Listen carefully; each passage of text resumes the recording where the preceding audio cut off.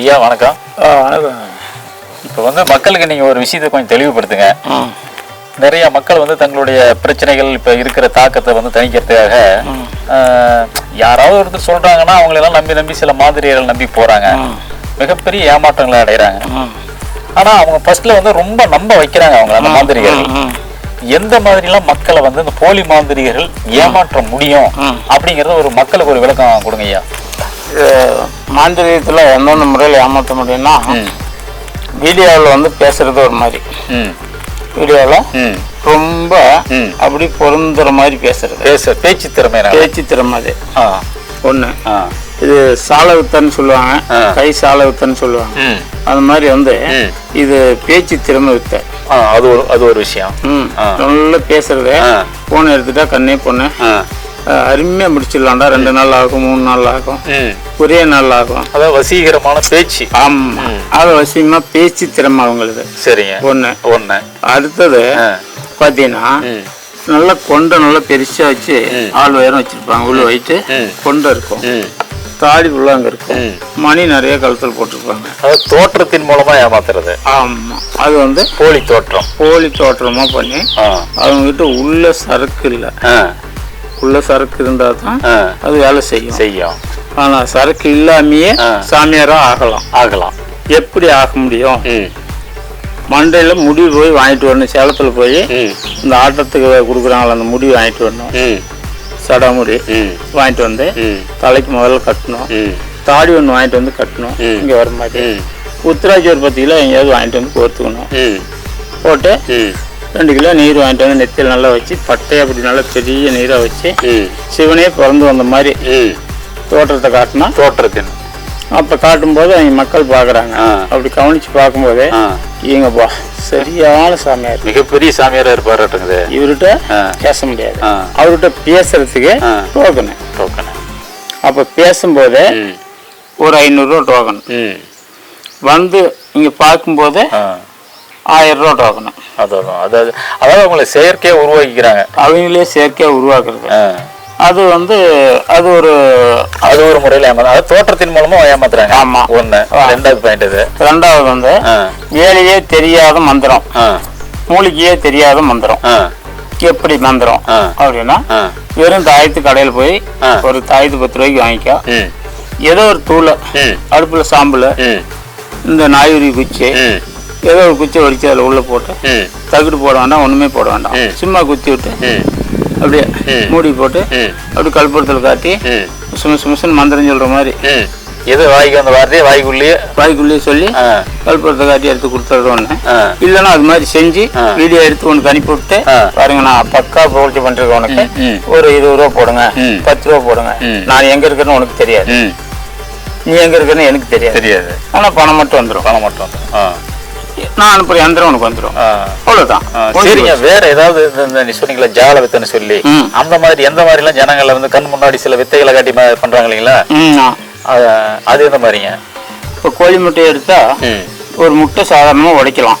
கையில பிடிச்சி நசுக்குனா முட்டை உடையும். ஆனா நான் கையில கொடுத்தா அந்த முட்டை உடையாது. நீ எந்த அளவுக்கு நசுக்கினாலும் ஆனா உடையாது. அது ஒரு வித்தை. அப்படிங்களா? சரிங்க. கோழி முட்டை இப்பயே கூட உடைச்சு பாருங்க. எடுத்துட்டு நான் உடைச்சேன், என் கண்ணுக்கு முன்னாடி உடைச்சு காட்டுவோம், உங்களுக்கு முன்னாடி உடைங்க, நான் கொடுக்குறேன் கையில, நீங்க உடைச்சு விட்டீங்க. நீங்க உடைச்சிட்டா நான் என்ன சொல்றேன்ல கேட்கறேன். அது வந்து அது அவங்களும் செயற்கை உருவாக்குற ஒரு விஷயங்களா? அது அது ஒரு விஷயம் இருக்குது. அது ஒண்ணு. தேங்காய் வந்து குடுமையை பேத்துவிட்டு உள்ளார பூவு அல்லது திருநீரோ அல்லது சிகப்போ உள்ள குத்திட்டு ஹோட்டல்ல அது மறுபடியும் பேஸ்ட் வச்சு ஒட்டி தேங்காய் வாங்கிட்டு வர சொல்லி 3 காய் போட்டு பரட்டி, நான் வச்சு இந்த காய் வாங்கிட்டு கொடுத்து நீ வாங்கிட்டு இந்த காய் வாங்கிட்டு வர வச்சு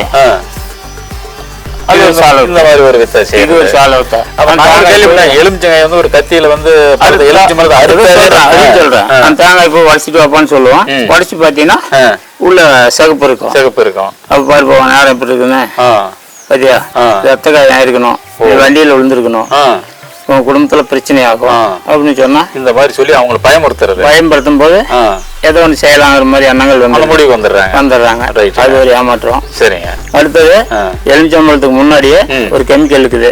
எலுமிச்சம்பழத்தை 2 பக்கமும் தடவி விட்டு கத்தி காய வச்சுட்டா வெளியான தான் இருக்கும் கத்தி. அதாவது கத்தியில வந்து அந்த சாயத்தை அந்த கெமிக்கல் தடவி விட்டு. ஆமா, அது ஒயிட்டா தான் இருக்கும். ஆமா, அது கெமிக்கல் கத்தியில் தடவி விட்டு வெயில காய வச்சா கரெக்டா நீ வரும்போது அந்த கத்தி எடுத்துட்டப்பா, நெலிஞ்சம்பளி தட்டப்பா, நீ அறுப்பா, உங்க வெளியே கொடுத்து அறுக்க வைக்கலாம். பார்த்தீங்கன்னா செவன் தான் வரும். ஓ, செவப்பா ரத்தம் வர மாதிரி வரும். ஆமா, அவங்க அதை பார்த்து மிரண்டு போயிடுறாங்க. ஓ, இப்படி எல்லாம் பல வேலைகள் இருக்குதுங்க. அது வந்து போய் சாராயம் கண்ணுக்கு முன்னாடி பச்சை தண்ணி மாதிரி ஆயிடும். மஞ்சளாக சிவப்பா இருக்கும் சாராயம், ஒரு கலரா இருக்கும், காப்பி கலரா இருக்கும்.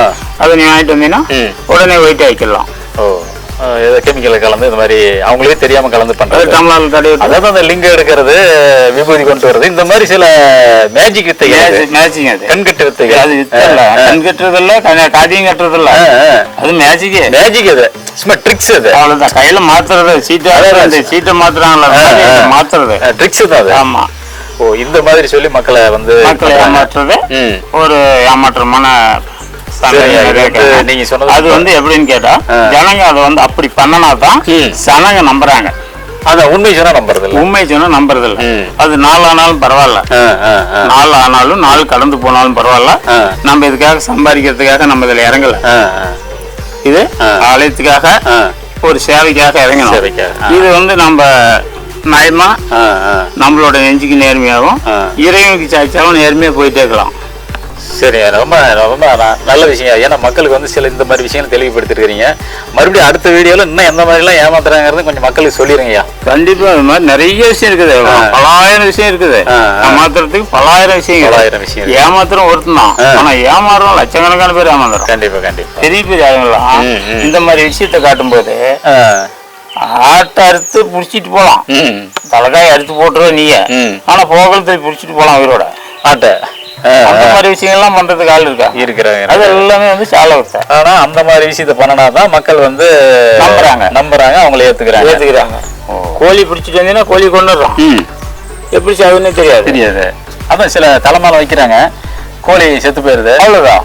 அதாவது உன்னுடைய உயிருக்கு பதிலா பாரு இந்த மாதிரி போயிருச்சு அப்படின்னு சொல்லி நிறைய மறுபடியும் அந்த கோழி வந்து மறுபடியும் உயிராயிருது. இதெல்லாம் நிறைய விஷயம் இருக்குது. அதனால வந்து மக்களை ஏமாத்துற வேலையும் வேண்டாம், அவங்ககிட்ட நம்ம போய் சம்பாதிக்கிற வேலையும் வேண்டாம். ஏதோ ஒரு ஆலயத்தை கட்டிவிட்டோம், 10 பேர் வராங்க, சாப்பிடுறாங்க, நம்மளால முடிஞ்சது தெய்வத்துக்கு 15 கொடுத்தா வாங்கி போடு, இல்லையா விட்டுரு.